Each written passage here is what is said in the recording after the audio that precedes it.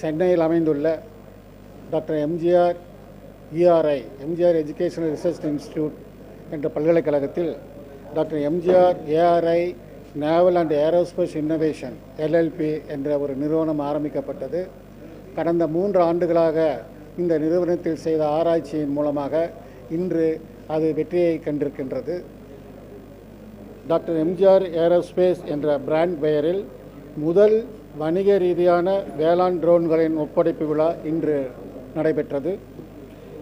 MGR aerospace DGCA நிறுவனத்திடமிருந்து நடுத்தர வகை வேளாண் ட்ரோன்களுக்கான type certification with swappable payloads spreader and sprayer என்ற முதல் ட்ரோன் உற்பத்தியாளர், இந்தியாவிலேயே இரண்டையும் சேர்ந்து வடிவமைத்திருக்கின்ற முதல் பல்கலைக்கழகம் எம்ஜிஆர் பல்கலைக்கழகமாகும். டாக்டர் எம்ஜிஆர் ஏரோஸ்பேஸ் ஒரு சிறப்பு கிளையை கொண்டுள்ளது.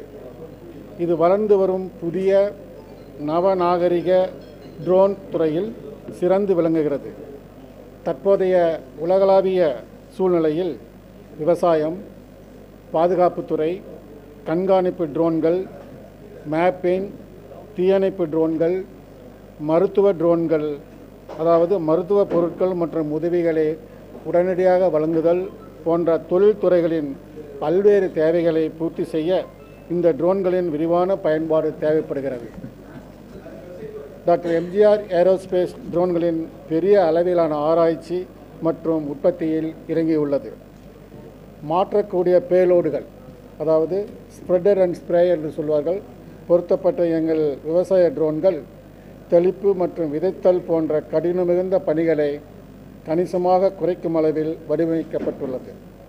இந்த அதிநவீன ட்ரோன்கள் சுமார் 3 நிமிடங்களில் 1 ஏக்கர் நிலத்தில் மருந்துகளை தெளிக்க முடியும் மற்றும் 1 ஏக்கருக்கு 14 நிமிடங்களில் விதைப்பு செயல்முறையை முடிக்க முடியும்.